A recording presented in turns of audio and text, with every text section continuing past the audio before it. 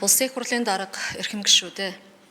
Монгол Улсын засгийн газраас 2025 оны 12 сарын 18-ны өдөр Улсын их хурлд өргөн мэдүүлсэн төрийн эмчит хуулийн этгээдийн хувьцааг 2026-аас 2028 онд биержээр олон нийтэд нээлттэй худалдах, төрийн өмчийг хувьчлах, өөрчлөн байгуулах үндсэн чиглэл батлах тухай Улсын их хурлын тогтоолын төслийг эдийн засгийн байнгын ороо 2025 оны 12 дугаар сарын 23-ны өдрийн хуралдаанаараа үзэл баримтлалын хүрээнд хэлэлцэх хэлэлцүүлгийг явууллаа.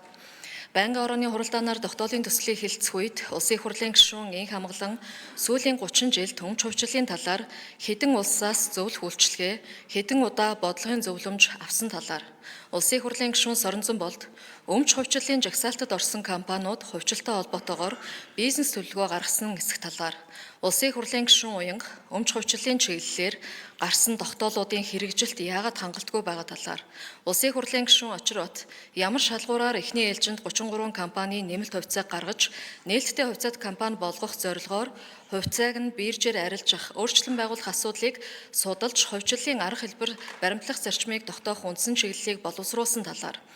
Улсын их хурлын гишүүн Анар Монголын хөрөнгийн бирж хувьцаат компанийг хувьчлах талаар болон менежментийг нь өөрчлөх бэлтгэл ажил хийгдсэн эсэх талаар Улсын их хурлын гишүүн Лувсан Жамц Монголын хөрөнгийн бирж хувьцаат компани төрийн эзэмшлийн хувь 51%-аас багагүй, хөдөө аж ахуйн бирж хязгаарлагдмал хариуцлагатай компанийн төрийн эзэмшлийн хувь 34%-аас багагүй байна гэж заасныг тодруулж төрийн эзэмшилд байх ёстой гэж үзэж байгаа үндслийн талаар мөн хувьчлалын үр дүнд татан төлрүүлсэн хөрөнгө оруулалтаар хийх ажлын төлөвлөгөө байгаа эсэх талаар Улсын их хурлын гишүүн Амин Чимэг бэлтгэл ажлын хүрээнд төлөвлөсөн ажлын талаар болон мөн өмч хувьчлалыг хийснээр ямар хэмжээний хөрөнгө оруулалт орж ирэх талаар тооцож байгаа эсэх Улсын их хурлын гишүүн Жаргалан хувьчлах гэж байгаа компаниудын өөрийн хөрөнгө 42.3 их найт төгрөг. Үүнээс манай хөрөнгийн биржийн зах зээл 10 их найт орчим байна. Энэ 42.3 их найт төгрөгийг шингээх зах зээл байгаа эсэх талаар мөн санхүүгийн зохицуулах орооноос жижиг хувьцаа эзэмшигчдийн эрх ашгийг хамгаалах асуудал дээр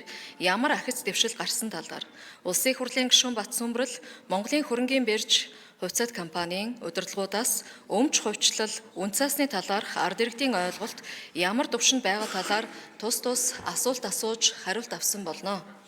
Байнгын орооны уралдаанаар тогтоолын төслийг хэлэлцэх үед Улсын их хурлын гишүүн Очирбат тогтоолын төслийг намын бүлгүүд дээр хэлэлцэх шаардлагатай талаар Улсын их хурлын гишүүн Сайн зориг татсан хөрөнгө оруулалтаа хэрхэн зарцуулах, хяналт хаана байх зэрэг хууль эрх зүйн орчин сул байгаа учраас бодлогын хувьд дүн шинжилгээ болон бэлэн байдлын үнэлгээ хийх ёстой талаар Улсын их хурлын гишүүн Од Баяр хууль эрх зүйн орчин бэлэн биш учраас энэхүү тогтоолын төслийг хойшлуулах нь зүйтэй талаар Улсын их хурлын гишүүн Батсүмбэрл шаардлагатай бол өмнөх өмнө өмч хувьчлалуудтай холбоотой нээлттэй сонсгол явуулах талаар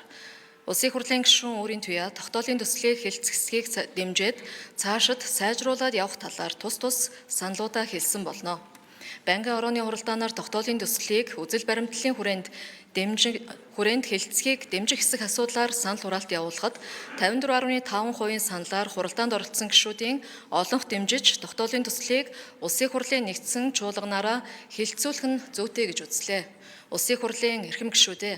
төрийн өмчит хуулийн этгээдийг 2026-аас 2028 онд биержээр олон нийтэд нээлттэй худалдах, төрийн өмчийг хувьчлах, өөрчлөн байгуулах үндсэн чиглэл батлах тухай Улсын их хурлын тогтоолын төслийн хэлэлцүүлгийг явуулсан талаарх эдийн засгийн байнгын орооны санал дүгнэлтийг хэлэлцэн шийдвэрлэж өгөхийг та бүхнээс хүсье. Анхаарал хандуулсанд баярлалаа.